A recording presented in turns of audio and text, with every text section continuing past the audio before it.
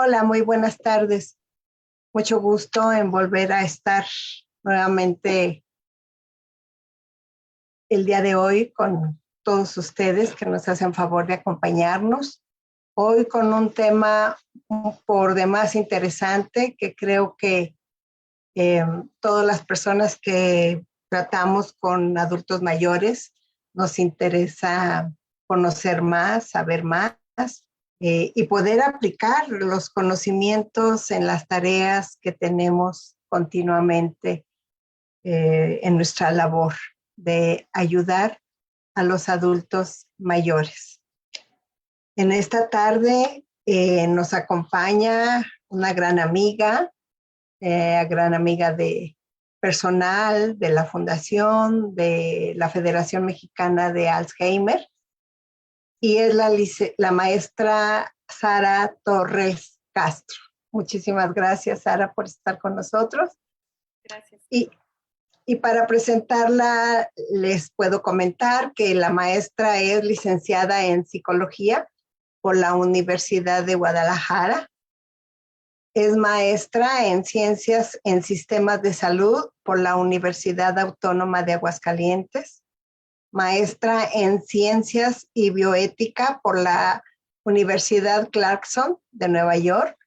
Actualmente es investigadora en ciencias médicas del Instituto Nacional de Geriatría. Y bueno, el acercamiento importante que tenemos también, y muchísimas personas la conocemos, es que también es promotora y coordinadora de Dementia Friends México, de Alzheimer Society y por la FEDMA también. Entonces, te damos muchas gracias, Sara, por estar con nosotros, acompañándonos en esta tarde y con este interesante tema que, bueno, todas las personas que estamos cerca trabajando con adultos mayores y pues nuestra propia vida, ¿verdad? Que va avanzando, pues es importante que sepamos todas las formas de manejar este problema que sí afecta a nuestra población en esas etapas y pues quisiéramos que no sucedieran situaciones delicadas que puedan llevar a una depresión o a un aislamiento de las personas. Te damos muchas gracias por estar con nosotros y espero no haber dejado pendiente el compartir la pantalla. Tú me dices si la puedes compartir. Ajá, a ver, ahorita voy a ver. Que si no, tendríamos que regresar. Híjole. No, sí, está bien. Está bien. Bueno. Ya. Ah, no, todavía no. No, ¿verdad? No. Y Ahí ¿sabes abajo. cómo? Sí, donde dice participantes en los monitos, que aparece el logo de como dos personitas.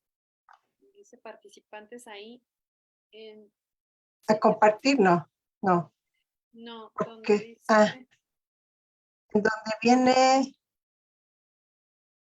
sigue mientras, participantes o en compartir pantalla, no, en donde dice no, ya no me participantes. sale. Ay, sí. A ver, espérame.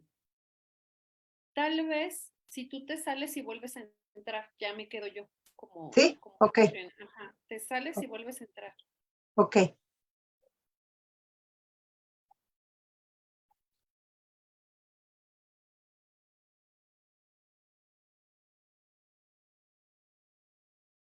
Ujú.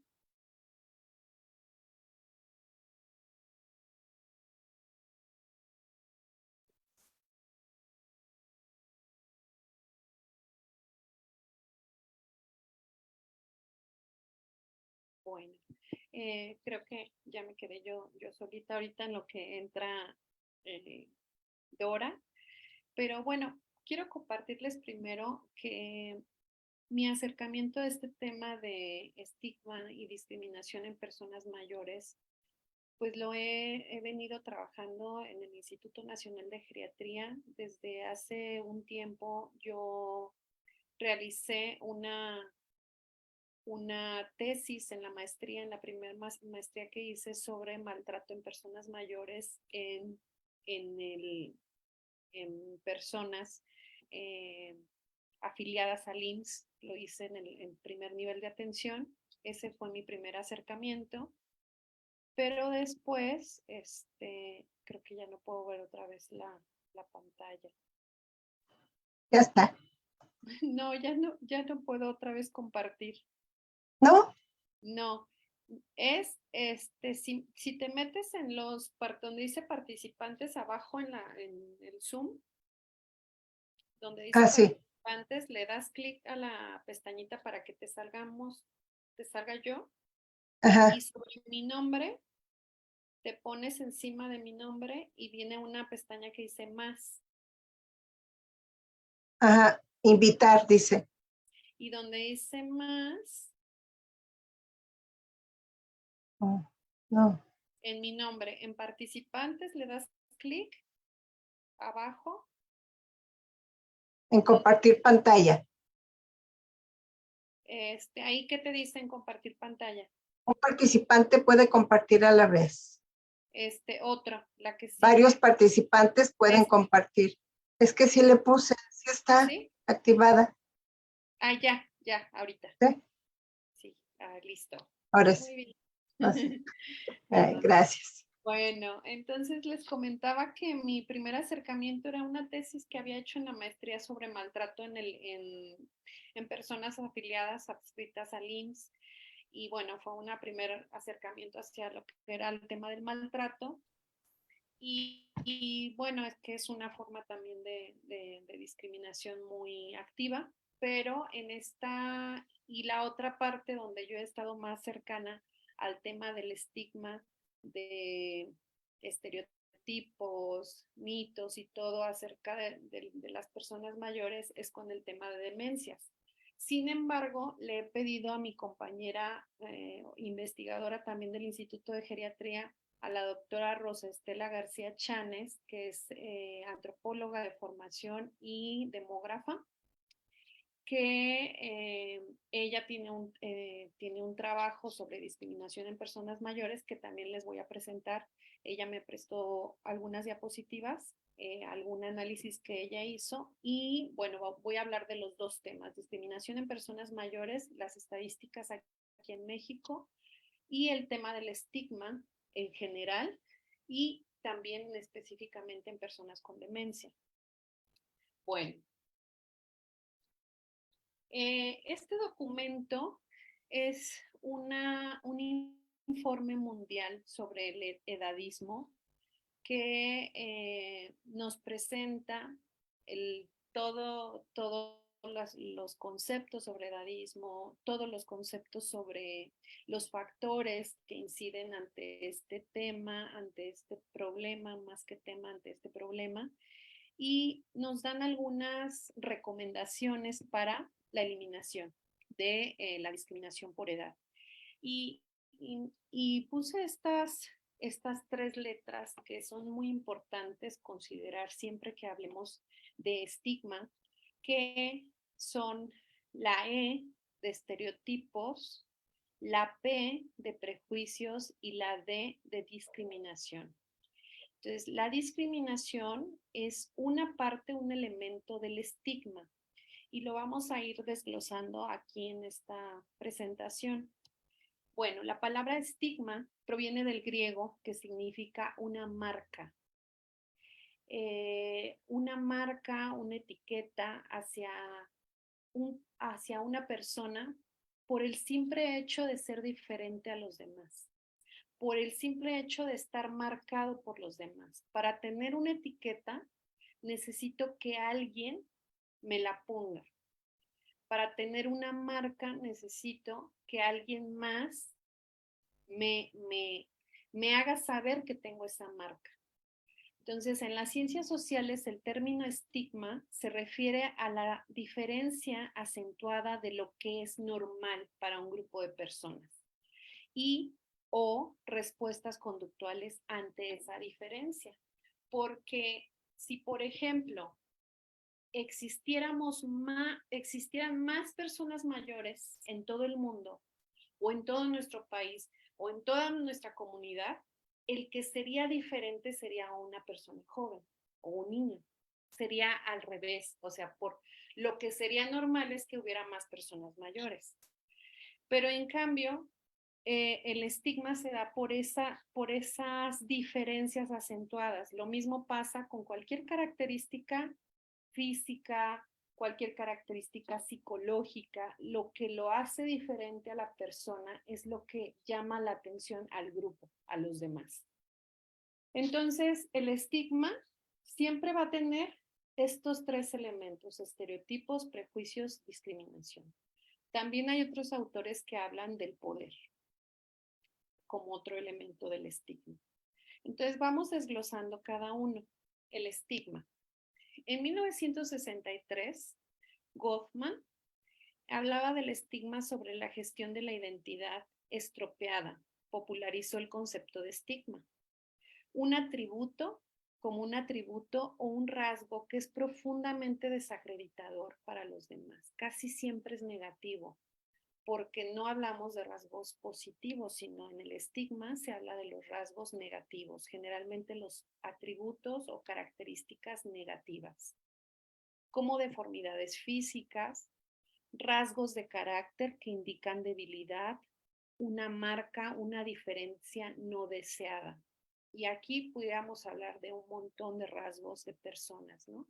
Que se pueden ver como características físicas indeseables. El impacto principal en la interacción social: alejar a otros de la persona a la que se le asignó una identidad estigmatizada. Y pues lo podemos ver también con momentos históricos, eventos catastróficos de la historia donde se pensaba que las personas tenían que ser de tal o de cual manera o comportarse de cierta forma, si no, ya tienen una marca porque lo hacen diferente, porque son diferentes. ¿Qué tipos de estigma hay? Hay un estigma público, que son las reacciones públicas dirigidas a un grupo de personas que poseen un rasgo estigmatizante. Y hay un autoestigma que también se refiere a reacciones de la persona que posee el rasgo estigmatizante dirigidas hacia adentro. Si yo me siento de tal o cual forma, yo mismo me pongo un estigma porque no me gusta esto que tengo. Entonces también puede ser que las personas mayores tengan un autoestigma de su propia percepción física, de sus arrugas, de sus canas o de otras funciones que a lo mejor están, funciones que ya no están bien, y pueden sentirse a autoestigmatizarse y decir: esto ya no me sirve, esto ya no está bien, ya tengo muchas arrugas, ya tengo muchas canas. Entonces no solamente es el estigma que ponen los demás, sino el que yo también me pongo a mí mismo. Existe un estudio sobre las injusticias epistémicas, es decir, las injusticias relacionadas a la participación de personas. Este es el ejemplo de personas con demencias en la construcción del conocimiento. Hay injusticias relacionadas con sus derechos humanos para hablar, para ser escuchado y ser creído. Esta autora es una autora inglesa que nos habla de lo que la misma persona mayor y personas con demencia hablan sobre sus derechos humanos, sobre el hecho de ser escuchados y ser creídos. O sea, el hecho de ser una persona mayor o de tener deterioro cognitivo no quiere decir que no pueda ser autónomo, o que no pueda ser escuchado, o que no pueda ser creído de lo que digo. Entonces ahora vamos a hablar de lo que son los estereotipos. Los estereotipos son las creencias generalizadas, casi siempre negativas, sobre lo que significa tener un determinado rasgo. Según los estereotipos comunes, por ejemplo, de las demencias, tener demencia es una experiencia intrínsecamente negativa. Estos estereotipos vienen de fuera, de lo que las personas creen, porque, por ejemplo, si yo tengo o he vivido con una persona mayor que se comporta de tal manera, voy a creer que todas las personas, las demás personas se comportan igual. O si yo creo que ser mayor o tener demencia es triste o es malo o es algo que no percibo bien, entonces lo voy a generalizar y voy a pensar lo mismo de todas las personas. No ocurre lo mismo con estereotipos positivos, por ejemplo, si vemos atletas mayores, personas que corren, personas que han ganado premios, personas que se desenvuelven activamente en la sociedad. Ojalá existieran ese tipo de estereotipos positivos hacia las demencias y hacia las personas de edad. Ahora, un ejemplo de estereotipos en personas que viven con demencias son que es una carga para la familia, que es una carga para el sistema de salud, que las personas con demencia son personas delirantes, que tienen una vida desesperanzadora, incapaces de hablar por sí mismos, incompetentes, invariablemente viejos, en un camino hacia la muerte inevitable, incapaces de contribuir a la sociedad, que desconocen sus habilidades o limitaciones, que no son confiables y que no son dignos de confianza. Estos son unos de los estereotipos que han sido y actitudes también que han sido resumidas por el reporte de actitudes hacia las demencias. Entonces son cosas que generalmente piensa la gente acerca, atributos que piensan las personas acerca de personas con demencia. Después vienen los prejuicios. Los prejuicios es la adopción de estereotipos, o sea, acá tengo los estereotipos, todo lo que piensan los demás o de lo que hablan los medios de comunicación, muchos medios de comunicación. Y entonces ahora el prejuicio es la adopción de esos estereotipos y reacciones emocionales negativas a esos estereotipos. O sea, no solo es la idea, la creencia generalizada que hay en la población, sino que además tengo una reacción emocional negativa hacia esos estereotipos.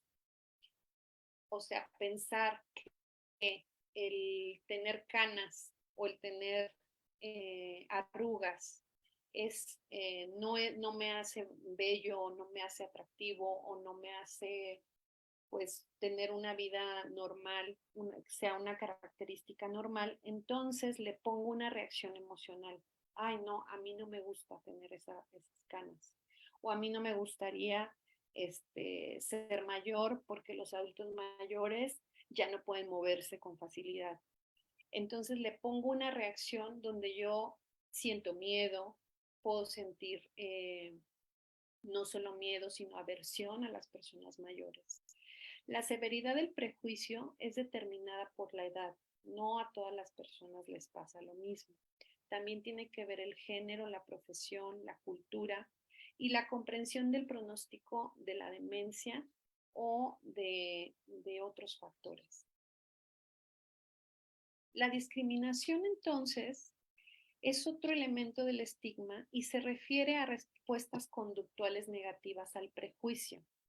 En el prejuicio yo tengo un sentimiento, pero en la discriminación ya es una respuesta conductual a ese prejuicio. Estas respuestas incluyen comportamientos como evitar, o sea, no sé, un ejemplo muy burdo, cuando estamos en un supermercado y están las cajas.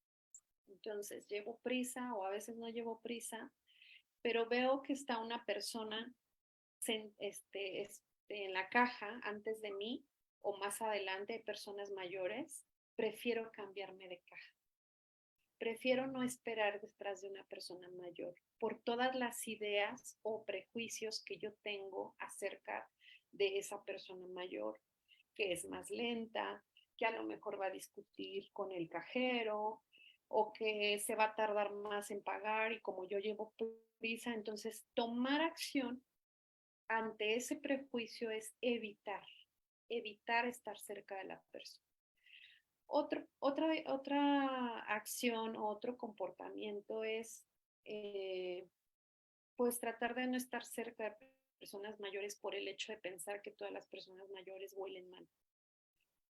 Eso es algo muy común y no solamente se ve en población general, sino también en profesionales de la salud que prefieren no trabajar con personas mayores porque no me gusta cómo huelen, no me gusta cómo se visten, no me gustan muchas cosas de las personas mayores. Entonces, ignoramos o excluimos activamente a las personas que viven, que son mayores y peor aún en las personas con demencia.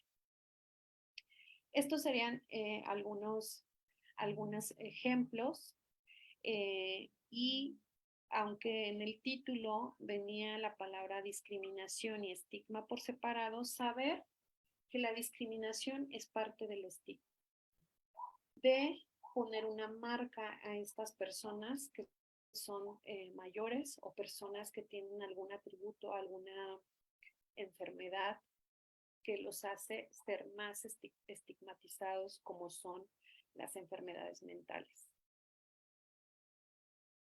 Ahora bien, si hablamos del edadismo, ¿qué significa esto?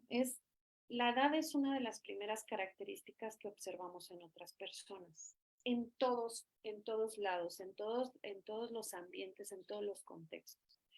No se diga en lo profesional, en lo laboral, siempre es muy importante esa característica. O sea, preguntar a la otra persona cuántos años tiene y es algo que la verdad no nos debería de interesar porque la edad es un número, nada más. Sin embargo, lo usamos cotidianamente hasta cuando conocemos a alguien. Preguntamos la edad, preguntamos qué hace como parte de algo coloquial, de algo que se da, ¿no? El edadismo surge cuando la edad se utiliza para categorizar y dividir a las personas por atributos que ocasionan daño, desventaja o injusticia y menoscaban la solidaridad intergeneracional. Pero además es algo que aprendemos desde niños, a categorizar. A ver, el más grande acá, el más chico acá, el que está más, los más jóvenes van a empezar primero, después los más grandes. O sea, no solamente es hacia una actitud negativa hacia las personas con más edad, sino también contra las personas de menor edad. Por eso, muchas veces pensamos que este término del edadismo es todavía muy general. Todavía no se ha encontrado un término que describa el prejuicio, la discriminación, el estigma hacia las personas mayores, porque edadismo tiene que ver no solo con la persona mayor, sino también tenemos alguna discriminación con los que son jóvenes o con los niños, ¿no? Ay, es que estos jóvenes de ahora no son como éramos nosotros, ¿no? O esta música que escuchan los jóvenes también es una forma de hacer discriminación por edad. Entonces, hay algunos estudiosos, algunos académicos que han querido encontrar un término que haga pues más justicia a lo que estamos hablando sobre la discriminación para las personas mayores. Ahora, el edadismo perjudica nuestra salud y bienestar y constituye un obstáculo importante para la formación de políticas eficaces y la adopción de medidas relativas al envejecimiento saludable. ¿Por qué? Porque muchas de las políticas públicas tienen que ver por grupos de edad. De hecho, están categorizadas por grupos de edad. Entonces, todos los grupos de edad hay diferentes problemáticas. Y de hecho, cuando vemos cómo en el Senado, en las cámaras de diputados, cómo se discuten los temas, se van discutiendo por grupos de edad o grupos vulnerables o enfermedades más comunes en ciertos grupos de edad. Entonces, esto afecta también a la toma de decisión en las políticas públicas. La magnitud del edadismo. El edadismo está presente en numerosas instituciones y sectores de la sociedad, como por ejemplo entre los proveedores sociosanitarios o de aquí de nuestro personal de salud, en el lugar de trabajo, en los medios de comunicación y en el sistema jurídico. O sea, esto es muy desafortunado. Esto lo dice este reporte que salió apenas que les acabo de enseñar. Y es interesante porque si está presente desde nuestras instituciones y desde los propios proveedores de salud, de los medios de comunicación y del sistema jurídico, pues tenemos mucho trabajo por hacer. Una de las acciones que se proponen al final es que desde nuestro trabajo o desde nuestro contexto de trabajo laboral, de estudio, de lo que sea, desde nuestra familia, tratar de quitar tratar de hablar adecuadamente acerca de las personas mayores y no solo eso, tener una mejor actitud hacia ellos desde nuestro espacio, ¿no? Y tratar de poco a poco ir modificando esta pues cultura que tenemos, que se va volviendo tradiciones y que se van quedando y nunca nadie se atreve a cambiarlas. Entonces, poco a poco tenemos que ir cambiando esto. Ahorita les voy a dar unos ejemplos de acciones que hemos trabajado con medios de comunicación, por ejemplo, en el uso positivo, en el uso del lenguaje positivo hacia demencias. Las personas mayores y los jóvenes a menudo se encuentran en desventaja en el lugar de trabajo. Esto que les decía de la edad no solo es para las personas mayores, sino también para las personas jóvenes. Tú no porque eres más joven, tú no porque no sabes, no tienes experiencia, pero también del lado de las personas mayores, porque ya tus conocimientos son obsoletos, porque ya no te actualizas, porque ya no sabes usar la tecnología. Entonces se encuentran muchas desventajas en los lugares de trabajo. También determina la forma en que se recopilan las estadísticas y los datos en los que se basan las políticas. Es un poco de lo que les hablaba. Hay mucha competencia entre los problemas que se presentan en grupos de edad, por ejemplo, en los niños, en los recién nacidos, con la toma de decisiones, porque en todas las edades hay problemáticas de salud y no solo de salud, sino de todos los sectores de educación, etc.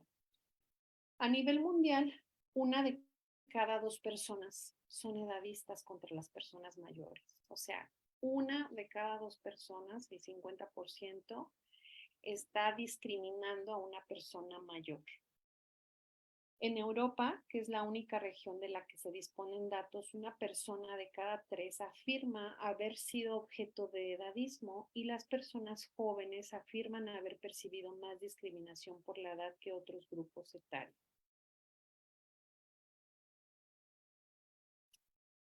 Ahora les voy a hablar de algo que hay una encuesta aquí en México, una encuesta nacional sobre discriminación que se llama ENADIS, que salió la primera ronda en 2017 y ahora en 2028, bueno, el año pasado se recolectó nueva información, pero todavía no está disponible. Mi compañera demógrafa, la doctora Rosa Estela García Chanes, me proporcionó esta información de un análisis que ella realizó. Y bueno, esta encuesta da a conocer los distintos aspectos que nos proporcionan evidencia de la situación de discriminación y de desigualdad social que enfrentan actualmente en México personas por diferentes condiciones, por ejemplo, indígenas, personas con discapacidad, personas que pertenecen a otra religión distinta a la católica, de adultos mayores, de personas mayores, de adolescentes o jóvenes, de niñas o niños, de mujeres y por ser trabajadora del hogar remunerada. Todos estos grupos están analizados en esta encuesta, bueno, está la información en esta encuesta y ella me hizo favor de darme las siguientes estadísticas. La primera, esta, que no es tan diferente a lo que piensan en Europa. El 54.2% de la población mayor que considera que de los derechos de las personas adultas mayores son respetados en México. Solo la mitad piensa eso. Después tenemos opiniones sobre frases de prejuicios sobre las personas mayores desde su mismo grupo. O sea, ¿qué piensan ellos mismos acerca de estas frases? La primera, la mayoría de la gente se desespera fácilmente con las personas adultas mayores. El 82%, o sea, el 82% de adultas mayores, de personas adultas mayores, piensan eso, que otros se desesperan fácilmente de ellos. Luego, a las personas adultas mayores les cuesta trabajo utilizar la tecnología, celular, computadora, internet. Fíjense, casi el 90% de personas mayores piensa eso. Que hay desesperación de los demás, ¿no? Por el uso de la tecnología. Luego la siguiente, la experiencia de las personas adultas mayores es poco valorada por sus familiares. El 66% de personas mayores piensa esto. Y las personas adultas mayores generalmente son una carga para su familia. El 50% piensa esto. No sé qué piensen ustedes que nos están escuchando sobre estas frases, pero creo que esta es la representación de una encuesta nacional y creo que no está muy lejano a lo que muchos de nosotros vemos a nuestro alrededor, en nuestro contexto, de lo que otros piensan acerca de las personas mayores. En cuanto a la dependencia económica, los totales son las barras verdes, las mujeres son los puntitos azules y los hombres son los triangulitos amarillos. Ellos tienen trabajo o negocio, dependen de pero los hijos y las hijas dependen económicamente de personas mayores. Perdón, personas mayores dependen de los hijos y de trabajo o negocios. Son los más altos. Otros de pensión, de retiro o viudez, otros de programas para adultos mayores aquí en México, otros del esposo o pareja y ya mucho menos de otros familiares. En esta gráfica podemos ver las principales problemáticas percibidas por las personas adultas mayores en México. La primer percepción que tienen es este cuadro azul grande, azul turquesa, que la pensión es insuficiente. Después el siguiente recuadro naranja, que hay una falta de oportunidades del 22.5%. La siguiente cuadro verde, el 21.9% piensa que hay una carencia de pensiones. Y luego tenemos que el 9.5% dice que tiene maltrato, abandono o son percepciones percibidas. Maltrato, abandono o despojo. Después, la gris, dependencia económica, el 9.9 y carencia de acceso a salud, 5.7. Y finalmente, esta estadística pues es la más visual, es la más contundente, es la discriminación por ser una persona mayor. El 57.7%, o sea, más de la mitad de las personas, de los hombres y mujeres mayores son discriminados o menospreciados por su edad.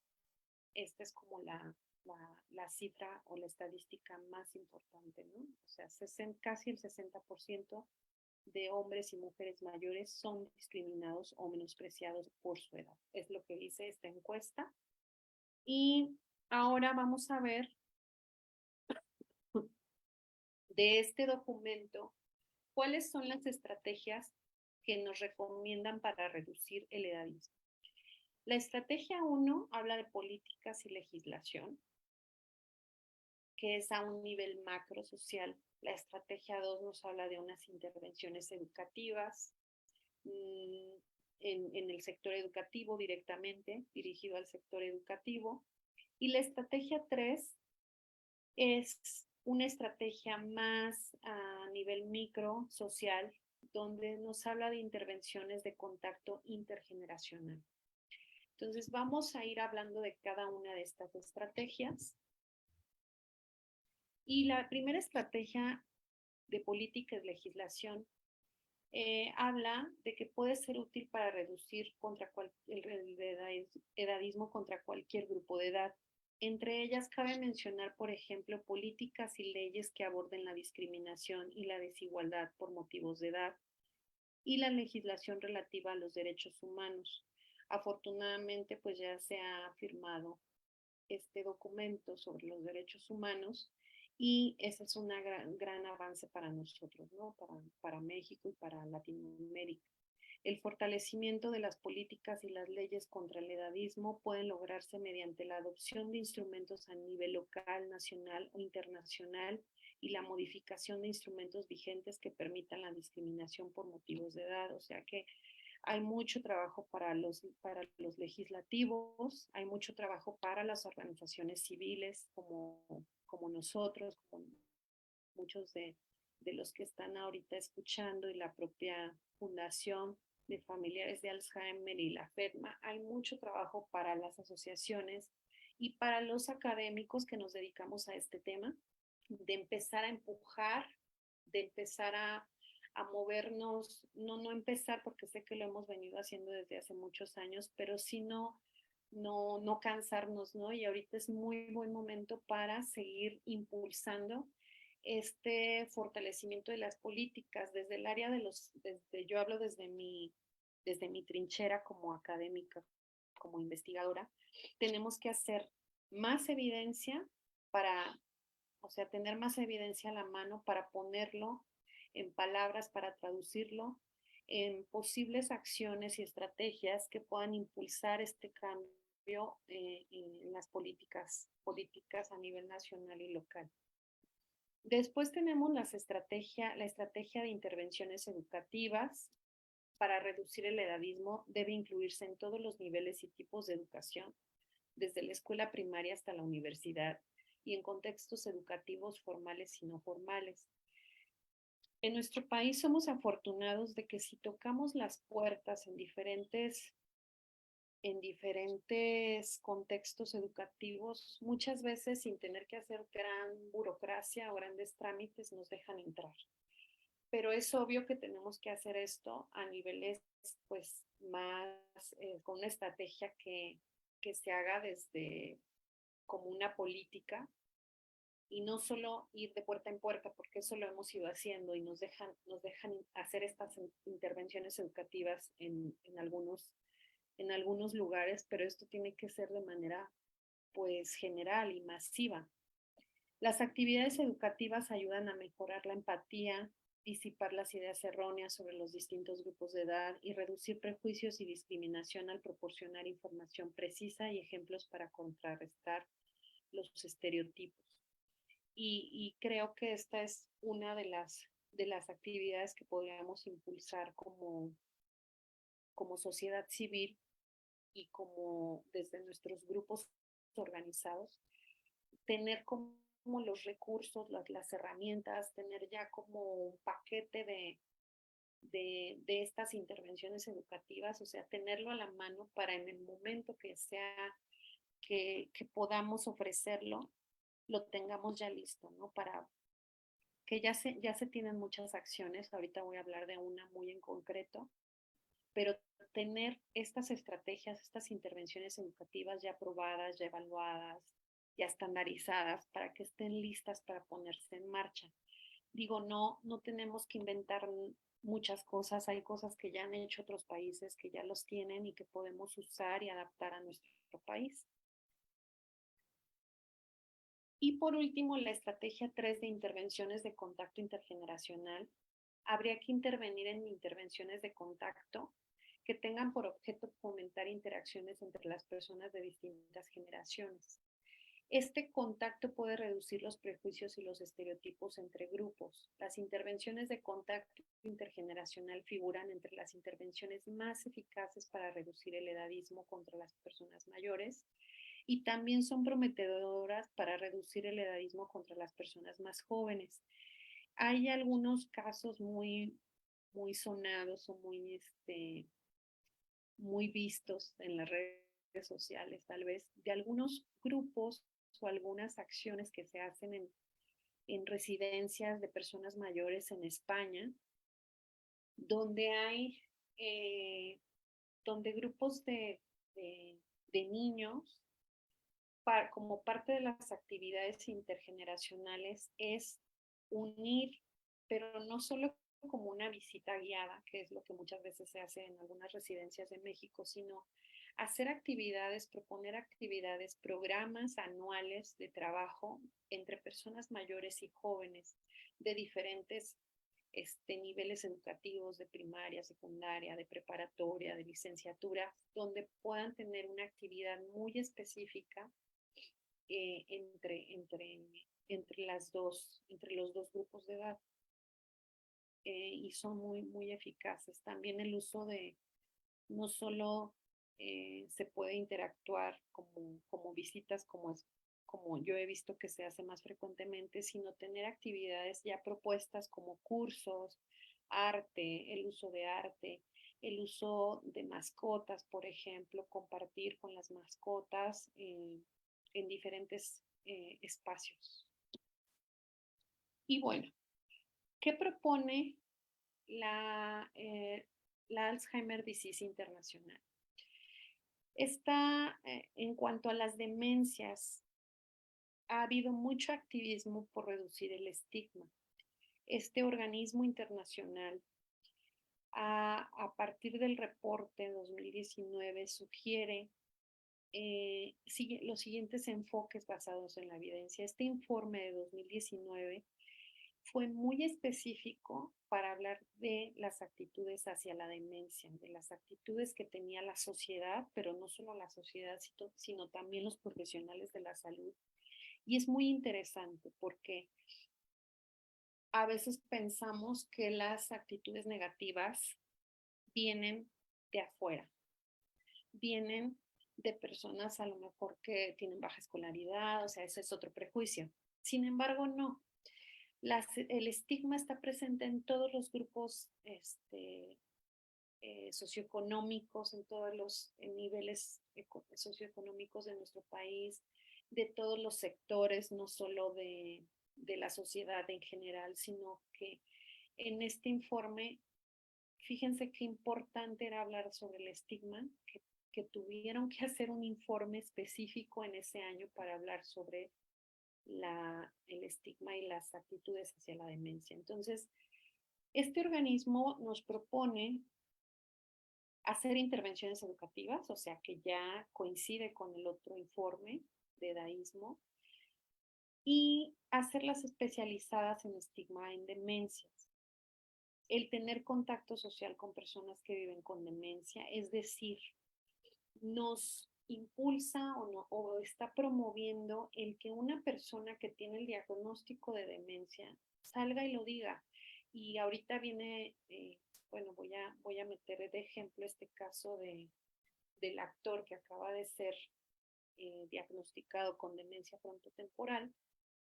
Es un actor público reconocido internacionalmente, y entonces Bruce Willis, que a mí me pareció muy interesante que la familia decidiera hacerlo público, porque justamente es una manera de combatir el estigma. El, el, el decir, bueno, sí, aquí está en el mismo vecindario, en la misma colonia, en el mismo edificio donde vivo, poder decir a mis vecinos, mi mamá tiene demencia. ¿Y qué pasa con esta demencia? Pasa esto, esto y esto, y desde ahí estoy mandando un mensaje a los demás. Y por supuesto la sensibilización, mensajes de salud pública específicos a través de diferentes expresiones como el arte, cortometrajes. Ahorita cada vez más, lo cual me da mucho gusto, está viendo películas, series muy interesantes. Yo sé que están de moda las series coreanas, pero la verdad es que es una cultura que que ya lleva más tiempo que nosotros haciendo público y dando estos mensajes a través de series. No ha sido una, he visto como 3, 4 series donde se habla de las personas mayores, donde son incluyentes, donde el personaje principal es una persona mayor o una persona con demencia. Entonces eso aquí en México todavía no está pasando, pero ya empieza a pasar un poco. Acabo de oír en la noche ayer que en un medio de comunicación hablaban de demencia senil todavía. Entonces nos hace falta mucho como sociedad y nos hace falta mucho como organismos, como organizaciones, llevar este mensaje a los demás de que no es así, o sea, reeducar, por eso intervenciones educativas. Yo creo que eso nos va a ayudar muchísimo. Cambios en las políticas públicas con relación a los empleos, al seguro médico, etcétera. Ya casi acabo, nada más porque esta es mi bandera, Dementia Friends, que es una manera, es un ejemplo de cómo se puede hacer acciones, de tomar acciones tan sencillas que no nos llevan mucho y que lo podemos hacer en todos lados, en todas partes, con cualquier persona. Y para quien no conozca esta iniciativa, Dementia Friends es la mayor iniciativa de la historia para cambiar percepciones sobre la demencia, para eliminar el estigma.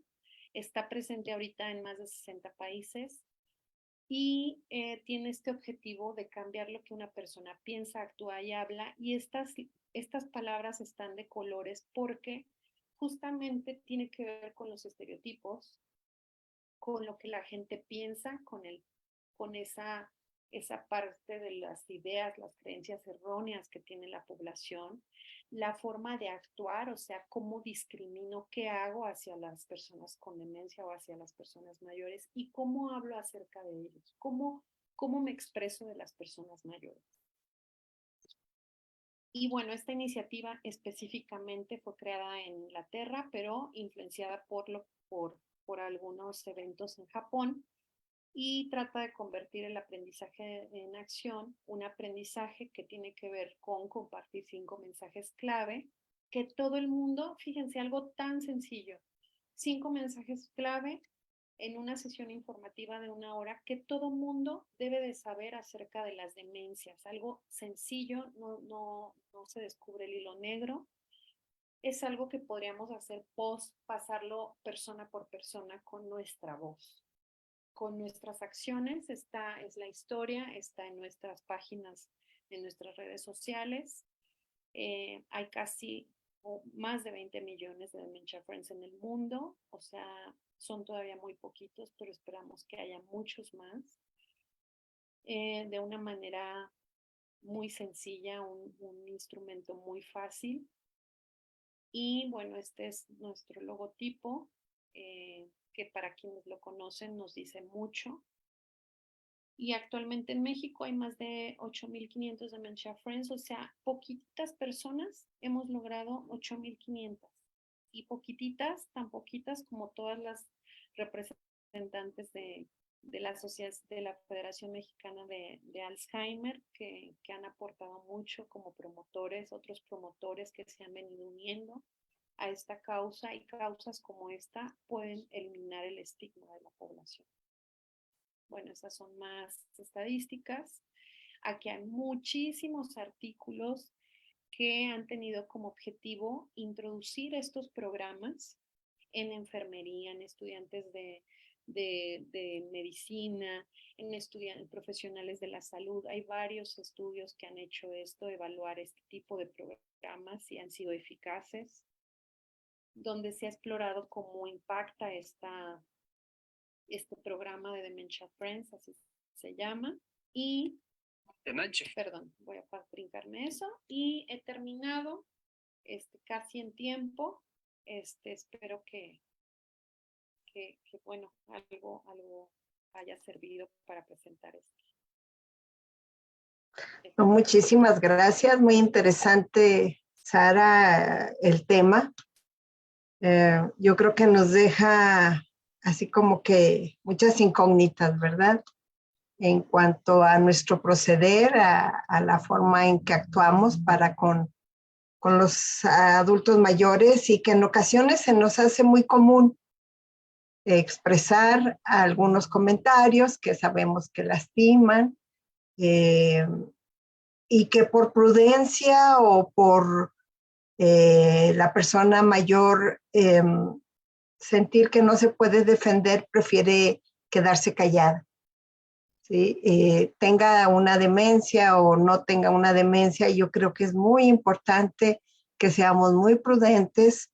Yo les he comentado, es normal que nos sintamos cansados, que nos sintamos frustrados, que ante el trabajo que implica atender a una persona mayor, pues sí hay algunos momentos de comentarios que son desgraciadamente de manera lastimosa para quien nos esté escuchando.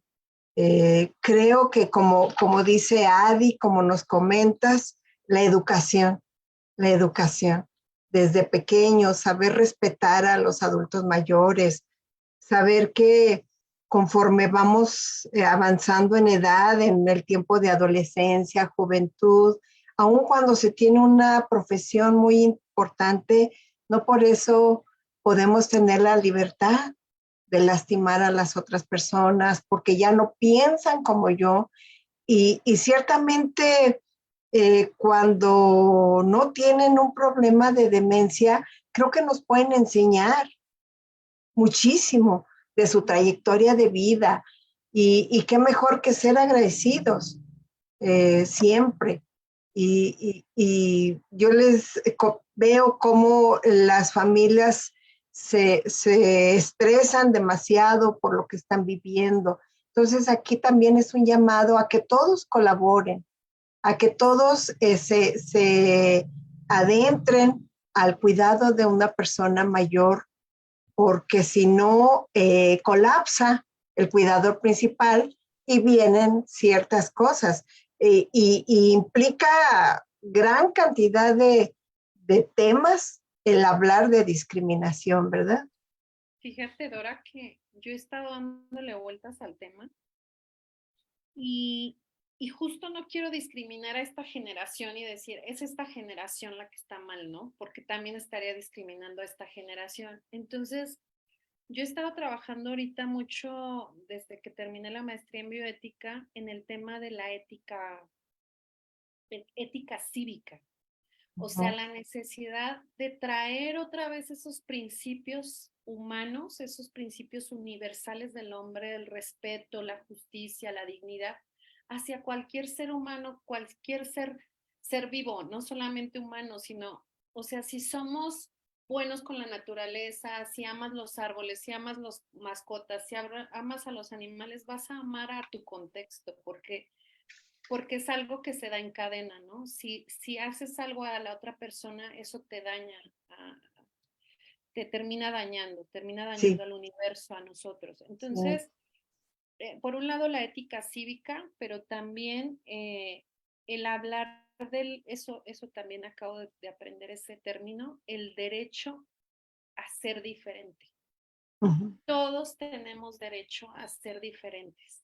Sí, O sea, no importa que tengas una marquita, que tengas vitiligo, que tengas sí. otro color de piel, que tengas el pelo de tal forma, no importa. O sea, es tu derecho a ser así y nadie te Sí. tiene que quitar ese derecho. Yo creo que muchas de las soluciones van a tener que ser así como de fondo.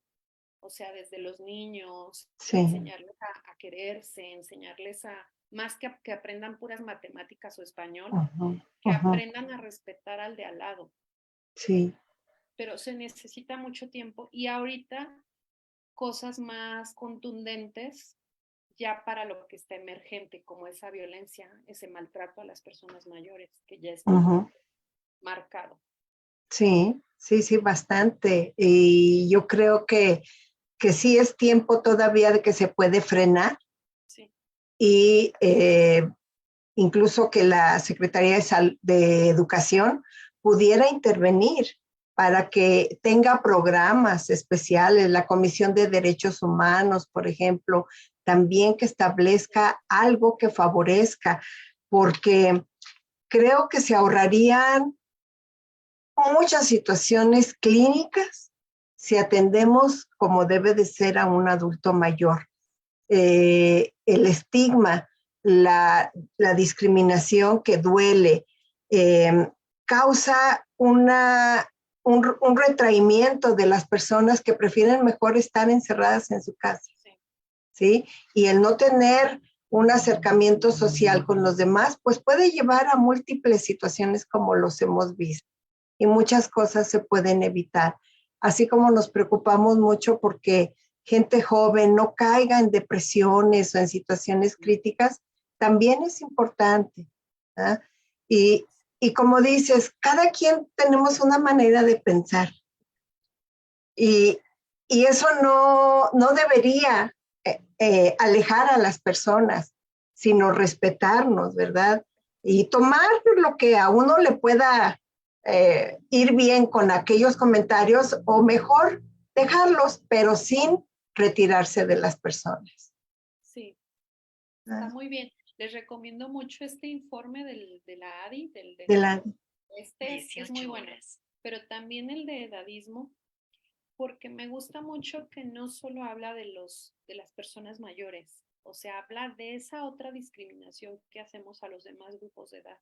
Sí, a todos. Entonces, eso es bien interesante porque realmente lo que permea es ese respeto en general, esa dignidad a los demás, el respetarme a mí mismo. O sea, si yo empiezo por respetarme a mí mismo, no voy a caer en estas situaciones, ¿no? De Sí, discriminación. sí, sí. Sí, es que se requiere. Bien. Sí. Ay, Ah. pues muchas Pues gracias. no, Espero muchísimas gracias. Recibe saludos de todas las personas que nos acompañaron, del doctor Luna, de Mau, comentarios muy, muy interesantes, muy buenos sobre tu plática y muchísimas gracias por habernos acompañado, Sara. Sabemos que gracias a ti, Dora. que tienes muchos compromisos, y le sigues ahorita todavía, pero Ahorita hay una gracias. sesión informativa. Ah, sí, sí, al rato, ¿verdad? Sí, a las 7:30 Sí. hay una sesión Ajá, informativa. sí. Bueno, pues entonces muchísimas gracias y nos seguiremos viendo. Nos vemos. Un abrazote a todos, doctor Luna, hasta donde ande. Gracias, Bueno, hasta luego. bye. Bye.